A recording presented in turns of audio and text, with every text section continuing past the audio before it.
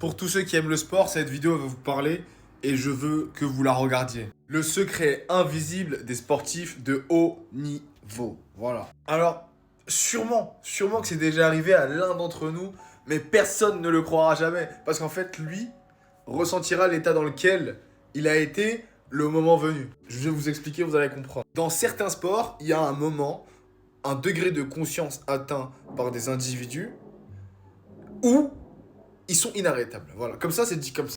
Voilà, je ne veux pas vous faire le speech, vous le connaissez déjà. Comme si le temps se ralentissait, comme si tout autour d'eux ne devenait que détail. Un état de conscience appelé la zone. C'est un niveau d'hyperconcentration où tu ne doutes plus de rien du tout.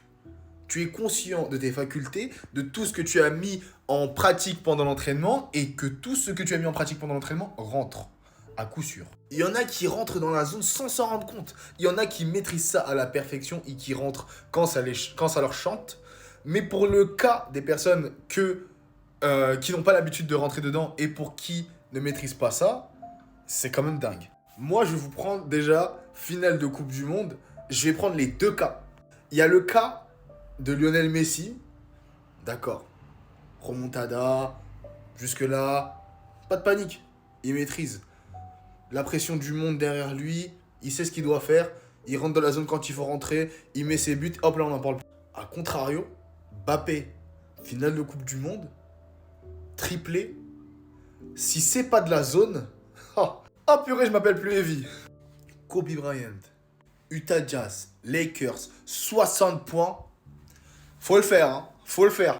Épuisé, fatigué, rebond, défense, attaque, dunk, fade away, 3 points. Oh, double pas. Qu'est-ce que vous voulez de plus? F1, je m'y connais pas beaucoup. Mais je vais vous dire un nom. Max Verstappen, le nombre de réflexes. Le nombre, mais la faculté du mot réflexe qu'il faut avoir pour avoir cette capacité d'anticipation. Oh.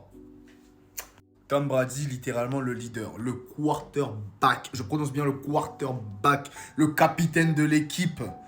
Les Patriots. Je vais vous parler des échecs qui, pour moi, l'état de zone, je pense qu'il n'y a qu'une seule personne qui la maîtrise et il a totalement dépassé ce stade-là. Magnus, voilà. Magnus Carlsen. Voilà, tout est dans le nom déjà. Tu sais que le mec, il connaît tous les coups, toutes les techniques.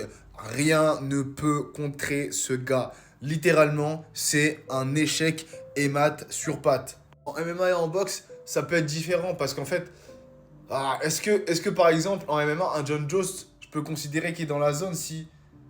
Ah bah non, en vrai, ouais, bah il est au sommet de son art hein. À un certain moment. C'est comme un Mike Tyson dans sa KT, il est au sommet de son art à un certain moment. Tout comme d'autres personnes aussi, mais c'est différent. Mais ça englobe totalement le fait est que c'est possible. Mais tous ces noms, les gars, parce que ce qu'il faut comprendre aussi, c'est que tout ça, il n'y a rien sans rien. C'est que du travail, beaucoup d'apprentissage, beaucoup de répétition et aussi beaucoup de volonté et de détermination personnelle. Alors, bien évidemment, je pense que ça a sûrement dû arriver à un d'entre nous, comme je disais précédemment, de penser qu'il a été dans la zone à un moment parce que vraiment, il était trop fort. Et c'était un enchaînement de continuité, sans aucune red line, entre guillemets. Je vais plus faire une fixette sur le cas du basket, par exemple, parce que un mec qui gagne ses matchs et qui enchaîne, que ce soit en club ou en street, qui enchaîne, inarrêtable.